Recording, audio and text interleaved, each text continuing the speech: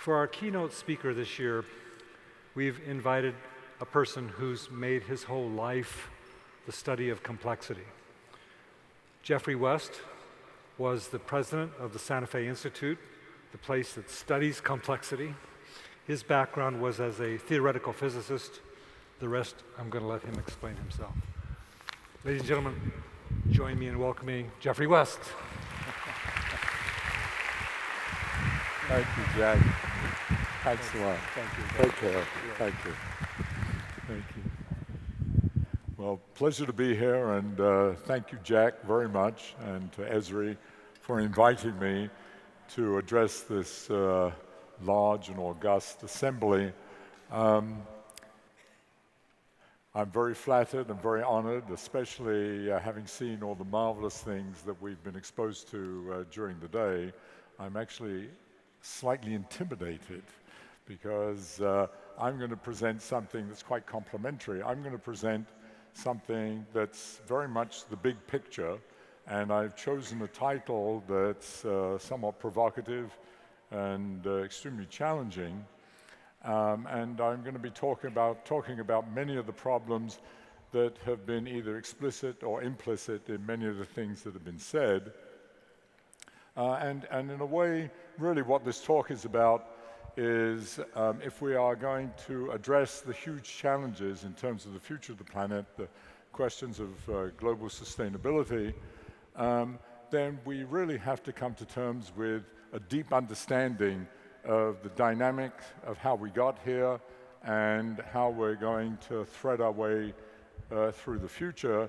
And that means, from the background I come from, I'm a physicist. I spent most of my career doing fundamental physics, but from that background, developing a science of these kinds of questions means, is it conceivable that one can have a quantitative, analytic, mathematizable, computable, predictable theory of the phenomena that live on this planet, namely organisms, cities, and companies, and in particular, one of the threads that runs through it is the extraordinarily pivotal role that cities and the whole phenomenon of urbanization are playing as we speak. And I'd like to spend the first 5 or 10 minutes articulating that.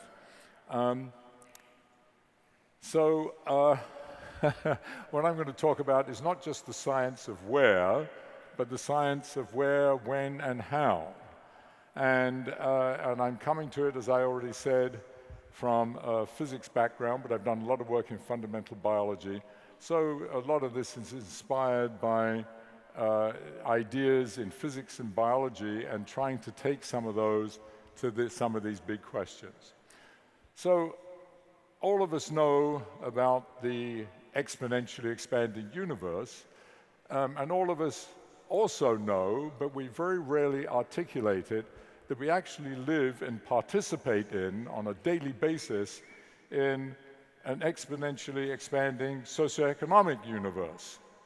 And I've just got some numbers up here that illustrate that. When 200 years ago, when the United States was formed, and this was typical of most countries, it was overwhelmingly agricultural and rural. Less than 4% was urbanized. We crossed on the planet, we crossed the halfway mark just a few years ago. The United States has become over 80% urbanized, and the planet itself is moving towards that 70–80% number by mid-century. If you simply average that over the next 30–40 years into mid-century, that is equivalent to urbanizing over 1 million people a week. It's close to 1.5 million people a week, and that is equivalent to making a metropolitan New York area, 15 million people, including all the infrastructure and all those new people, every couple of months, inextricably from now to mid-century, or the city of San Diego every week.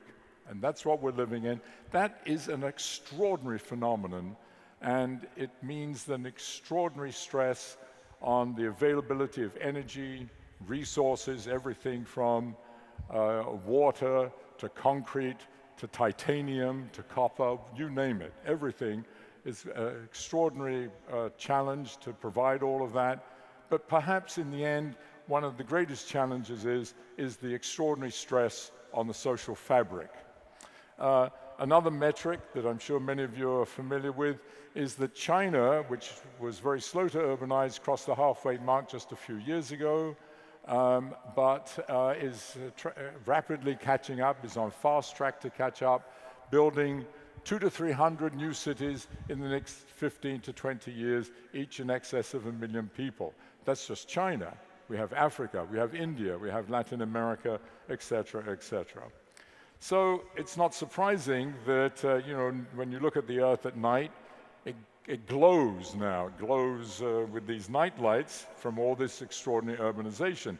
When I was a boy, 60 years or so ago, that map like this would have been dull. There would have been points, of course, but dull. But the thing is now growing. There's this extraordinary, beautiful filigree, this kind of virus that's taken over. And that, again, is a manifestation of the extraordinary rate at which we have grown in population. Once we emerged from being hunter-gatherers, became sedentary people, forming communities, ultimately cities, and we started to grow rapidly, but truly rapidly following the Industrial Revolution. And again, you can see this on this scale of the period over which we've been social animals. We have expanded at this amazing rate, and of course that is all intimately related to this marvelous discovery of entrepreneurship, of capitalism, free market systems and so on, which has got this paradigm that we now live in, that many of us are privileged to enjoy, the standard and quality of life that comes from this by this idea of open-ended growth, which we will address towards the end. So this extraordinary phenomenon of urbanization leads us to the idea that, of course, the whole fate of the planet, in terms of human beings at least, is bound up with what happens to our cities. What happens in our cities determines what happens on this planet. And of course, we know why it is that cities, we have a kind of visceral feeling as to why it is that cities are so attractive, and I will elaborate on this in a moment a little bit further, but we all understand it. They're places with greater job opportunities, more access to cultural activities, to education, a more sexy, buzzy life kind of thing, and that attracts people. But all of that phenomena, all of these phenomena don't come from nothing.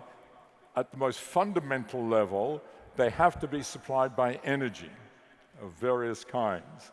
Now, I'm sure everybody in this room is familiar with the most inviolable law in the universe, namely the Second Law of Thermodynamics. And the Second Law of Thermodynamics says that if you use energy, you transform energy to create order. You create an organism, you create a city, you create a company, anything. If you create order, then inevitably and inextricably, you create disorder somewhere else. There are, so to speak, unintended consequences. Useless energy is given off, creating disorder, and that is called entropy. And this phenomenon of urbanization I will call socio-economic entropy, and that gets manifested in the kinds of things that you're familiar with in terms of its effect on the environment, in terms of pollution, and the effects even on the social fabric itself in terms of disease and crime and social unrest and so on. And one of the big questions we have to face on the planet generally, are cities going to look like this? Hopefully not. Hopefully they will look more like San Diego, not like this. But this is the huge challenge that we're going to have to face. So when we think of cities, we tend to think, and indeed some of the talks we've heard today tend to emphasize that, we tend to think of them in terms of their physicality. We think of New York in terms of the skyscrapers, we think of Paris in terms of its boulevards or the Eiffel Tower, et cetera, et cetera. But in fact, the most critical part of a city, obviously, are the people. The whole point of a city is for people. Not only is it for people, it is to facilitate social interaction. It is in order to bring people together, this being a classic example, but bring people together both in informal ways, to sit around in cafes and so on, to be in offices and so forth. So this is much more the image, of course, of what a city really is, the interaction between people and their social interactions and the physical backstage upon which all of this takes place. And here's some pictures. The picture on the left is a picture of New York City from about 120 years ago, and you can feel entrepreneurship, wealth creation, you can feel primitive forms of ideas and innovation taking place. And the interesting thing about this picture is, of course, New York doesn't look like that anymore. Nevertheless, all those buildings are still there, all those people have gone, new people have come. They don't act like that, but they do in spirit, because the whole point of a city is that those people are doing what they're doing here, but they're doing it in offices and other spaces and in colleges and universities and gathering points and so on. So that is what a city is for, is that this extraordinary engine that we have invented in order to facilitate wealth creation, idea creation, and innovation.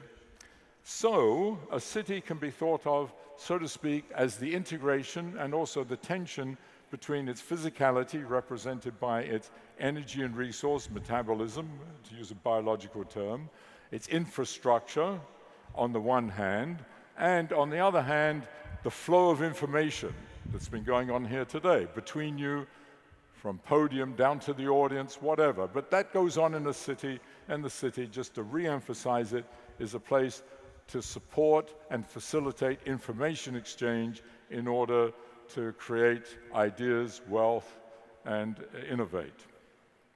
So, when we think of the extraordinary problems we're facing on the planet, from global warming, climate change, to questions of financial markets and risk, to questions of health, pollution, energy availability, water availability, crime, all the various things, we realize that these are all generated in cities. That's where the people are.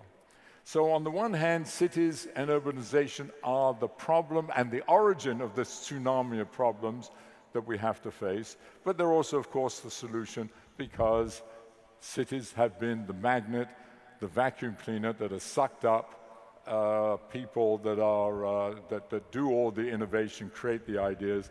I dare to say that every single person in this room, I may be wrong by one or two, live in an urban environment. All of you live in an urban environment. Almost none of you are working in the middle of a field in Iowa or up on the top of a mountain. You all live in an urban environment because that's where all of this churning goes on. So, having said all that, there is an urgent need to develop a science of cities, meaning a deep understanding of how they work, what their dynamic is, what their organization is, involving these grandiose terms that I've written down there. But one of the important points to recognize about that is that, when people think about cities and think of these many problems, one of the issues is that we tend to stovepipe them. We tend to box them in the way I've done here, and within those boxes we box those and so on. And in fact, each one of these not only is interconnected with every other box, but maybe most importantly as well, each one is a highly complex evolving system, and the whole thing together, integrated together, is a complex evolving system. And one of the things you learn when you study complex adaptive systems is if you only treat one part of it alone, you only treat energy, you only treat transport, you only treat health, you only treat the economics, you are destined to have unintended consequences with often terrible consequences. And we've seen that time and time again. So it is very important as we develop a big science of this, no matter how much big data we have, in order to get a deep understanding, we need to think of it in systemic, integrated terms. And that's okay. I'm going to switch gears slightly. Because if you think of developing a science in the way I've described it, it can't be like physics. I come from physics, but it can't be like physics. There's not going to be a Newton's laws of cities. What does Newton's laws mean? What do they mean? They mean that we can understand things in principle to any degree of accuracy. That's why your cell phones work, why all the transportation works, why everything else works, because we understand these in principle to any degree of accuracy, and we can design things accordingly. That's not the way we can understand biology, that's not the way we can understand cities and companies and in general complex adaptive systems. And it's quite daunting when you realize there's all these multiple phenomena going on. Nevertheless, it is conceivable that we can have kind of an in-between way of understanding in terms of quantitative ideas, and that is something that physicists call coarse-grained, which simply means that something, roughly speaking, on the average we can understand. And I'm going to do it by illustration. So, for example, I can predict with almost certainly 100% certainty something biological about every person in this room. All of you will be dead in 100 years. That's a quantitative prediction, which I'm sure will be right. Some of us, sadly, will be dead well before then. That's a coarse-grained question, and the answer would be a coarse-grained answer in trying to understand why it is that this phenomenon happens, and why it is that this is Galileo, for those interested, would die within 100 years of its birth. Or that companies, how long companies will live. Companies live typically in the United States for about 10 years. Most companies have disappeared after about 10 years. So here's a bunch of coarse-grained questions which will have coarse-grained answers. The 100 years, why do we live 100 years, not 1,000? Or, why isn't it we don't live just 2 or 3 years like a mouse, for example? So where does this come from? Another prediction I could make, that all of you roughly will be sleeping pardon me, 7 or 8 hours tonight, as you did last night. Where in the hell does that come from? Why isn't it that you don't need 16 or 17 hours like a mouse? Or why isn't it that you can't get by with just 4 hours like an elephant, or 2 hours like a whale? Why is that? Where do these numbers come from? Okay. And to take it back to the socioeconomic, sometimes metaphorically we think of cities and companies biologically. You say, I've already said, the metabolism of a city. You have the DNA of a company, the ecology of the marketplace. Are these just sort of metaphors, or is there something deep and substantive? And if so, how do we understand then that we die, we all die, almost all companies eventually disappear, but cities seem to continue, as far as we can tell. It's very hard to kill a city. We know many examples that have died, but you can drop atom bombs on cities, and 25 years later, they're thriving. But a little diddle in the stock market, and you lose a TWA or a Lehman Brothers. Companies are fragile, cities are extraordinarily resilient. Okay, so I'm going to talk a little bit about biology.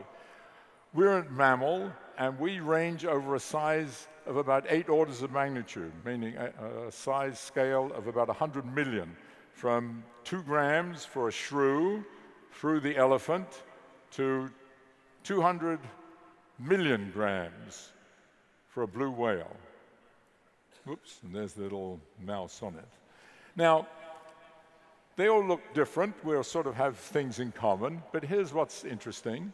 Each one of these organisms, each organism, we believe, has evolved by natural selection with its own individual evolutionary history. Each subsystem, each organ, each cell type, each genome has evolved with its own unique history. Therefore, you would have naively expected, if you plotted any characteristic that you could measure about an organism versus its size, the points would be all over the graph, because each one would be a reflection of the evolutionary history. Quite the contrary. Quite the contrary. Here's the most fundamental quantity about any system, but in particular organisms: our metabolic rate. How much energy, how much food do you need each day to stay alive? your 2,000 food calories.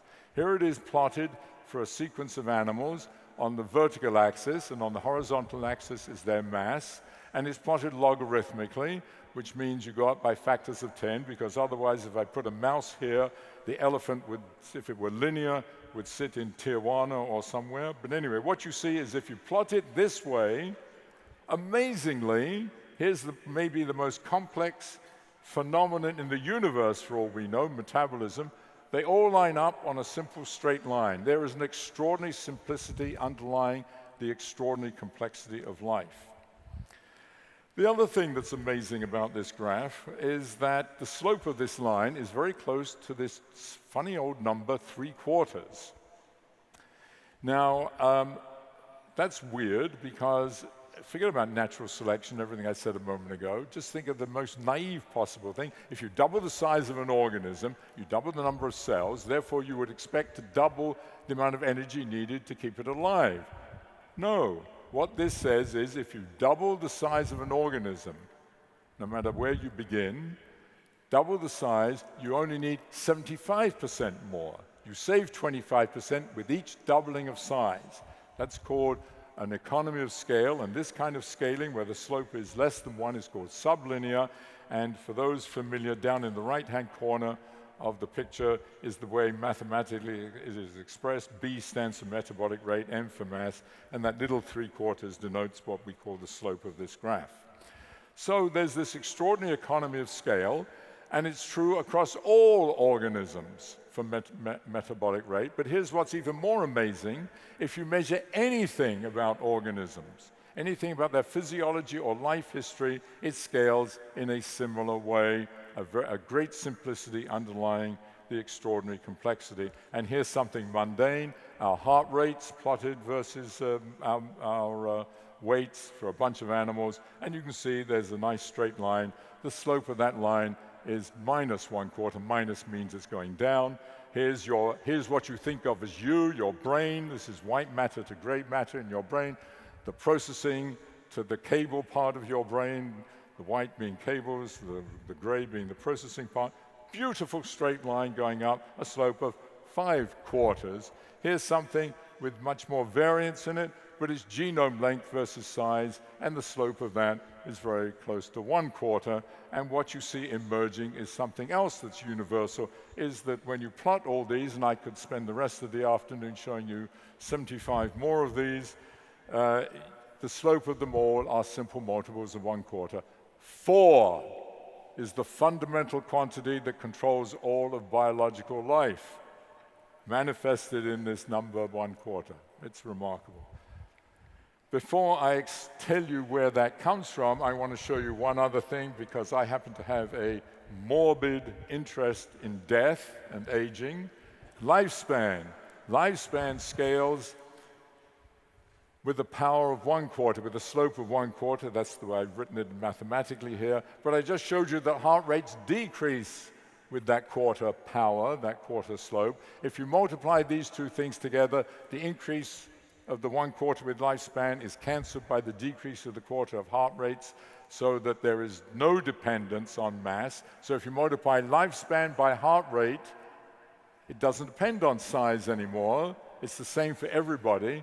And what is lifespan times heart rate? It's the number of heartbeats in a lifespan. It's the same for everybody. So meaning every mammal that has a beating heart, and that number is about 1.5 billion times, and there's the data. So a tiny little shrew or mouse has a very fast heartbeat, but it doesn't live very long. A whale has an extraordinarily slow heart rate, and it lives a very long time, but in such a way that we all march to the same length. So what you learn from this is that these animals, all these animals which look different, at the 80–90% level, we're all scaled versions of one another. The elephant may have a long trunk, and the giraffe a long neck, and the whale lives in the ocean, and we work on 2 legs. But actually, in terms of anything you measure about us, we're scaled versions of one another. And if you take these nonlinear scaling rules, and you scale down an elephant, for example, you will get a mouse. A mouse is just a little elephant, in fact. So where do these come from? How can it be? This is also true, by the way, of all life. This is not just mammals. This is true of mammals, plants, crustacea, birds, fish, you name it. So how come they all satisfy these scaling laws? Well, the idea is that all of them are constrained and controlled by networks, and it is the mathematics and physics and underlying principles of networks that give rise to these scaling laws, and indeed to the origin of this number 4. And I do not have time to, obviously, to go into that, and the mathematics is quite complicated, but the idea is that it is the mathematics and physics of the networks that do it. So it's these kinds of networks that you're familiar with, and so forth. So from this, you can sort of determine many other things, and I'm not going to go into it, like aging, why you age, and how long you live, and how long you sleep, and all kinds of other things. The one last thing I'm going to do in biology is talk a little bit about growth. How does growth work? Well, you eat, you metabolize, you send energy through the networks to your cells. At the cells, it maintains the ones that are there, it repairs damage, it replaces ones that have died, and then adds new ones. That's what's written down there in English. You can put that into mathematics with the network mechanics in it, and you solve it. You have an equation that tells you how anything grows with time. So here's the prediction. That's that solid line, and those dots are the data, and that's for us as a rat, and you see it's extremely good. And here's one of the interesting things. The theory explains why it is you stop growing, and that is related directly to this sublinear economy of scale, scaling, and metabolic rate. So, the other thing is that this theory only has about 2 generic parameters, 2 universal parameters, which means you can take the same equation and apply it to any other organism. And here it is to a few of them. I think there's 2 mammals, a fish, and a bird there. And you can see it's pretty good. But even more impressive is what you can do, and this is very beautiful in my opinion. Even if you don't understand the theory, it doesn't matter. This is beautiful and spiritual. This one. This is that if you take the theory, tells you how to rescale the size and the age, the time, so that all animals grow in the same way. So even though there might be, I've just got a spectrum of animals on here, but a mouse and a blue whale sit on that same curve. Okay, so here's a summary of the biology. We have these nonlinear scaling laws that have this universal quarter power. There's an economy of scale. The bigger you are, the less you need per cell, per capita to stay alive. The pace of life systematically slows down. Time gets stretched out the bigger you are. The elephant lives longer. Its heart beats slower and so forth than a mouse. Growth is sigmoidal, meaning you grow quickly and then stop, and then you die. And it's all explained by the dynamics of these networks. So I want to take this paradigm and apply it and ask, can we use it to understand something about the generic properties of cities? So the first thing to ask, are cities scaled versions of one another? Is San Diego, where we are now, just a scaled down New York City, or a scaled up Cleveland, or a scaled up Boise, Idaho, or a scaled up Santa Fe, New Mexico, where I live? Even though they look different, they have different histories, geographies, and cultures, but so did those animals. And if they do scale, do they manifest universality? So, despite having different geographies, histories, and cultures, one of the things that might lead you to believe that there are commonalities is, of course, all cities are networks. We just saw some wonderful things about Dubai, but here's just a picture. There's a network, that's Dubai. There's transportation systems that are networks. There are all the other transportation systems. There are also electrical lines and water lines and gas lines and so on. So, and all of this is supplied by networks, so we have all this network stuff. But that, as I tried to emphasize earlier, despite the fact that that's where we think when we talk about urban planning and urban geography and so on, we think of as a city, the real city is us. is social networks, the interaction between people, and the city is a manifestation of us and a facilitator of our interactions. And that's what that background graph is to show, people interacting with each other. But there's a crucial thing about the networks, in cities, but networks in general. We tend to think nowadays of social networks as somehow up in the cloud and so forth, but we forget that every time, anywhere, any way in which you interact, you have to be somewhere, the science of where. You have to be someplace. You have to be on a train, on a bus, you have to be in your sitting room, you have to be on the toilet, in the shower, somewhere you have to be in order to communicate, whether you're on a cell phone or you're talking to someone. That's the first point. The second point is illustrated by this, is that we are modular. We form groups. The most fundamental is family. After that, we have our various teams and our divisions and our departments and so on. But there is a very regular hierarchy, and that plays very strongly into the structure of cities. So do they scale? Well, here's something mundane. Number of petrol stations versus size, plotted in the same logarithmic way I mentioned for biology. And what you see is there's very good evidence of scaling. And what you see, it is like biology. That dotted line is linear, meaning if you doubled the size of a city, you would have twice as many gas stations. It's not true. It's sublinear. And also what you see is that, roughly speaking, there's 4 European countries, they have a similar sublinearity, and the slope of these all approximate near about 0.85. So every time you double the size of a city, you don't need twice as many gas stations, you only need 85% more on average. You have a 15% saving rather than the 25% we saw in biology. And what is interesting is that if you look at data across the planet, other European countries, United States, Canada, China, Japan, Colombia, Chile, any place where we can get data, they all look just like this, the same savings. And even more astonishing is that any infrastructure that you can measure, the length of all the roads, the length of the electrical lines, the water lines, all obey the same scaling law. There is systematically a 15% saving every time you double the size of a city within a given urban system across the globe. So that's the infrastructural side.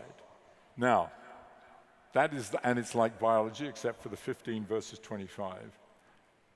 Something new is what we brought to the planet when we became community beings, when we formed communities, and we invented new things that didn't exist, maybe didn't exist in the universe before we did it, namely things like wages, things like having people like everybody here, super creative people, as Richard Florida says, professional people. And if you plot that versus size, what you see is scaling. There's more variance here, but nevertheless, what you see is good scaling. And what you see here is something not sublinear, but superlinear. The slope of these lines is not less than 1, it's bigger than 1, and it approximates 1.15, meaning the bigger you are, instead of the less per capita, the more per capita, and the more per capita by 15%. So there it is, there's wages, super creative, innovation, number of patents produced. The bigger the city, the more innovative it is, as measured by the number of patents. The more crime per capita, the more police per capita, the more construction per capita, the more sexy restaurants per capita, all to the same degree by this 15% everywhere in the world. And here's just a panel of 6 different metrics in various parts of the world showing the same 15%. And in English, what that says is the good, the bad, and ugly come together, because every time you double the size of a city within a given urban system, on average, you systematically increase any socioeconomic metric like income, wealth, patents, all the things I've written, the good things, the bad things like disease, AIDS and flu, crime, and so on, all by approximately 15%. And at the same time, you save 15% on all infrastructure. So we gain at the individual level, and in fact we're attracted to the city at the individual level because we're very good at suppressing the bad and the ugly. But we also gain collectively 15%, so it's no wonder that cities are attractive and cities grow, and this is the underlying, this is the data reason for why. And then the question arises, as it did in biology, where in the hell do these laws come from? It's not as if in 1742 there was a congress like this in which all the nations got together and said, this is how we're going to build our urban systems. Quite the contrary again. It all happened organically, it just grew. This is what happened across the globe without interaction between Japan and Portugal, for example, even though they scale in the same way in terms of their cities. So what is it that is universal, that transcends history, geography, and culture? What transcends them is the universality of human beings and the way we interact, and it is the universality of social networks, the very things I talked about earlier, and one can build, as in biology, a mathematical theory based on the social interactions. And those social interactions are very special because it comes from a dynamic you're very familiar with. I talk to you, you talk to your neighbor, he talks to someone else, then they talk to me, and so forth, and we have this positive feedback mechanism that happens both informally and formally in the kinds of institutions we make, and that creates more things. It's positive feedback in terms of ideas, creating wealth, and so forth, and it also has other consequences that I'm going to come to in a moment, without putting that into mathematics and showing you all that, and showing where all that comes from, we can still do something that is absolutely crucial in science when you have a theory, is you have to make a prediction and test that theory, so I'm going to show you one. And here it is. First of all, here's the universality of that scaling, and you can see the variance there. And what I've done is rescaled income, GDP, crime, and patents, 4 very different things, showing how they all scale in the same way. And the idea is these are all derivative and have their origins in the dynamics of social interactions, what is going on in this conference. How do we measure that? Well, now it's very easy to measure it because everybody now carries, as you know, a cell phone. Everybody carries a little detector. So it's as if every molecule in this room had a little detector on it which told us how fast it was going, where it was going, who it was bumping into, and so on. You're doing that, and of course the telephone companies have that data. So from that data, you can determine how often people are interacting with each other. So we teamed up with some people at MIT who had access to this data. Billions and billions of phone calls, my God. These have to be analyzed in terms of individual cities and then plotted in this same way. And here's what happened. When you plotted them, what's plotted on the vertical axis is the social connectivity between people as detected by measuring mobile phone calls, and on the horizontal axis is the size of the city, and you can see, as predicted, it scales just like all these other metrics, strongly suggesting that indeed underlying this is the universality of social interactions, and on this plot happens to be the United Kingdom and Portugal as an example. Now this data is fantastic in terms of cell phone data, because it not only tells you about how people interact, how often they interact, but it tells you how they're moving, because it also tells you where they are, who they're talking to, and so forth, and how long and where they are, so you know the motion of everybody.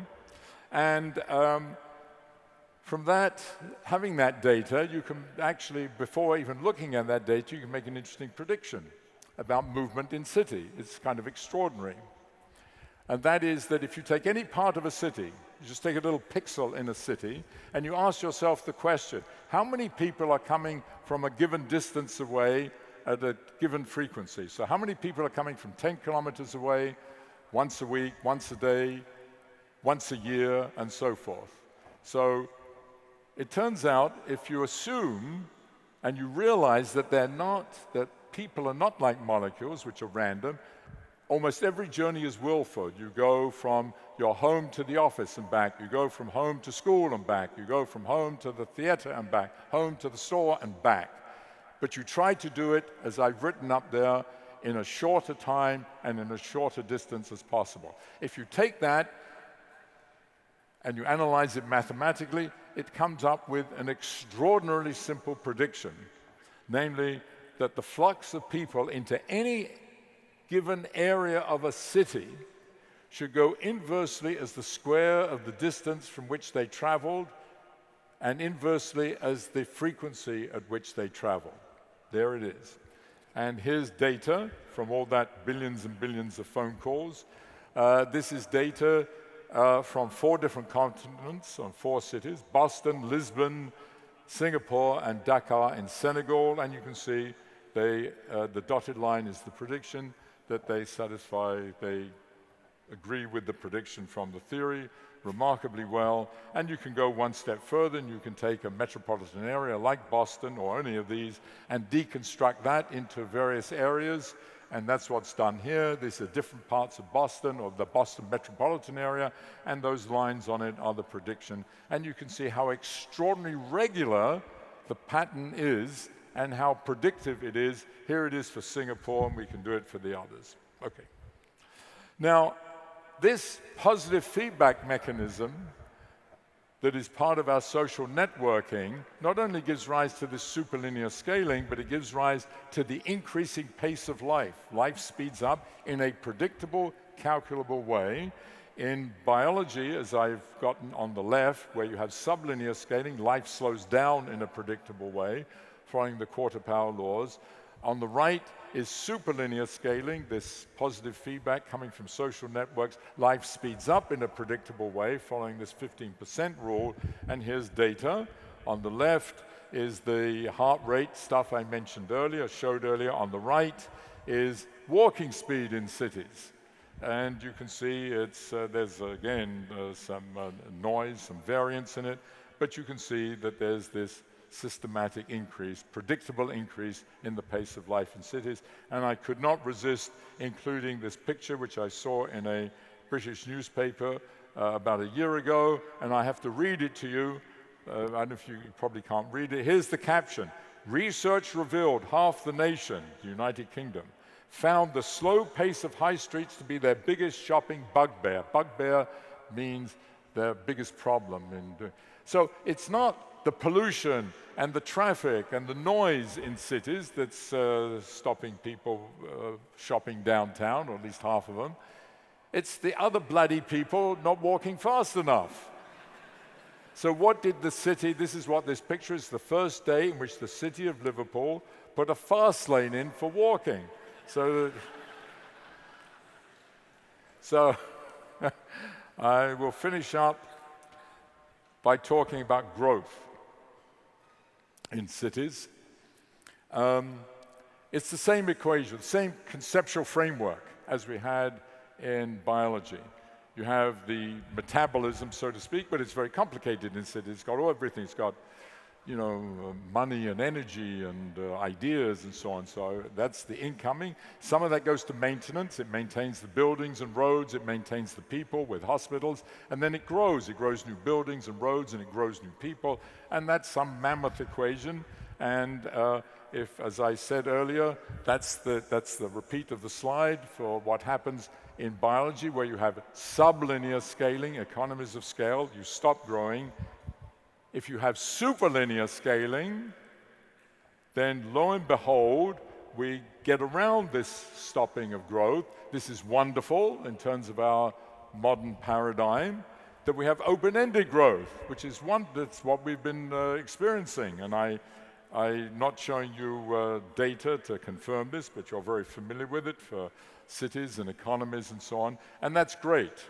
So it's very consistent and very nice, except it has a fatal flaw, and that fatal flaw is that dotted line, and that dotted line is mathematically called a finite time singularity, and this is what it means in English. It means that in some finite time in the future, it could be 5 years, 10 years, 100 years, whatever it is the metric that you're measuring, that you're plotting here, could be the number of AIDS cases, could be the GDP, could be wages, is going to get infinite, which is obviously crazy and nuts.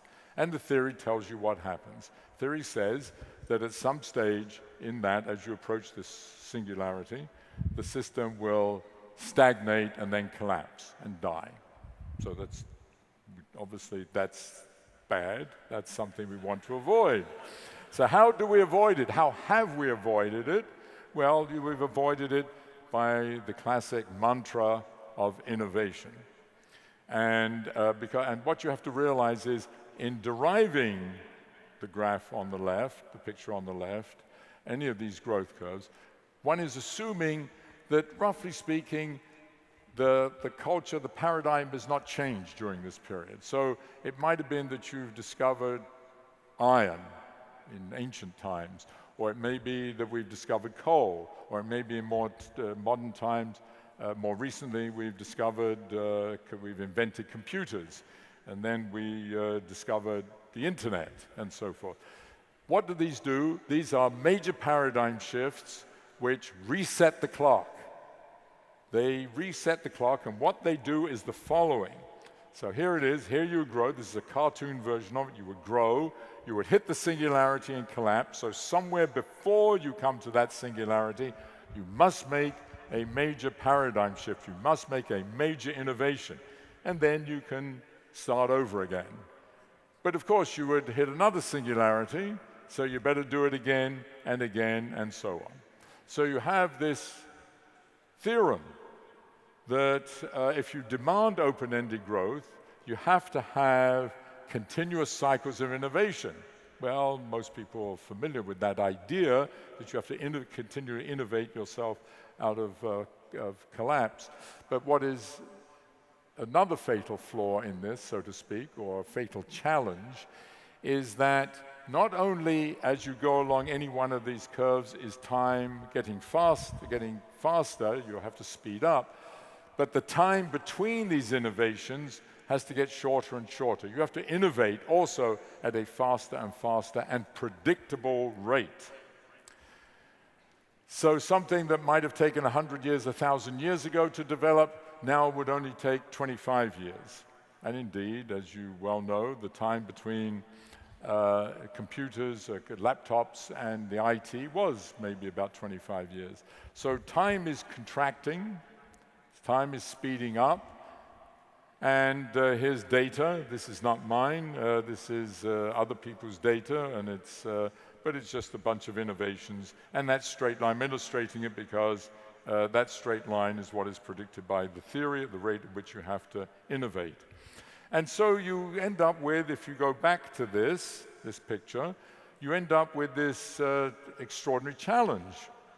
That yes, you can take the view that in order to maintain sustainability of the planet, for example, you have to make a major innovation, yes, and that's been the economic mantra, that we innovate ourselves out of all of these problems, and you shouldn't worry too much. But this says that all that is doing is postponing the problem, that ultimately you're paying the price because you're speeding everything up, and that ultimately you're going to have to make a major innovation, the equivalent to IT, every 2 years, then every 1 year, then every 9 months, and so on. Well, it's completely nuts, of course. So something has to give. And I would speculate that what we have to do, and this resonates, I think, with some of the things that Jack was saying this morning, I think what we have to do is redefine both the idea of growth, that is, instead of just having it as economic, GDP, etc., we have to think of maybe more flaky terms, possibly, but beautiful terms like happiness and contentment and quality of life and so on. We have to sort of think in those terms. But also we have to rethink about what we mean by a paradigm shift or a major innovation. It's defined in technological terms as now. That's the way all these were. But maybe what the next paradigm shift, or a paradigm shift in the future that's going to get us out of this, is a revolution in cultural and social terms, because you may recall that underlying all this is our social interactions. That is the theory that explains this, is the social networks. So we need to rethink and revolutionize our cultural values and the way in which we interact, and I will leave that. That's a whole big discussion. Actually, it deserves cheering, not just clapping. So I'm going to finish off with pointing out something to you which you may or may not be aware of. Each one of you waiting for me to finish this talk, sitting here, is operating at about 90 watts. 100 watts, that's how we evolved. That's a light bulb. 2,000 food calories a day is a light bulb. That's all you. We are unbelievably efficient. We are extraordinarily efficient. However, if you ask how much energy does each person in this room need to keep the quality of life that he and she has now, meaning you need this building, you need the cars, you need your iPhones, you need your houses, you need heating, you need cooling. That number in the United States is about 11,000 watts. We have evolved to use 100 times more energy than we did 10,000 years ago, let alone 1,000 years ago. And that is equivalent to about, you can ask, how big an animal is that uses 11,000 watts? Well, it's a 30,000 kilogram gorilla. That's what each of us is doing. Or each of us in this room is acting as about a dozen elephants. And this is the problem. Because there's 7.5 billion people on this planet, and each one of them, in their own cultural way, wants to be like this. Each one would like to be operating at this extraordinary level. And in the very near future, on the scale of these things, we're going to have 10, 12 billion people, another 5 billion people more. And so this is an enormous challenge, and we've really got to come to terms with it. So I'm going to finish there. I'm only scratching the surface on many issues, and many of the issues I would like to have talked about, and I'm going to do something quite shameless. I'm going to promote my own book. So, and you can read all about it in that. Thank you. Where's Jack to save me? Thank you. Extraordinary, isn't it? Yes, his own book. He's going to sign it tonight in the Knapp Gallery. So, by the way, do you think you are a special audience that can really appreciate this work? I mean, of all the people, it's perfect. Thank you. Thank you, Geoffrey. Pleasure. Thank you very, very much. That's great. Appreciate it. Well, ladies and gentlemen, that's the end of a long and rich day. I hope it was as rich for you as it was for me.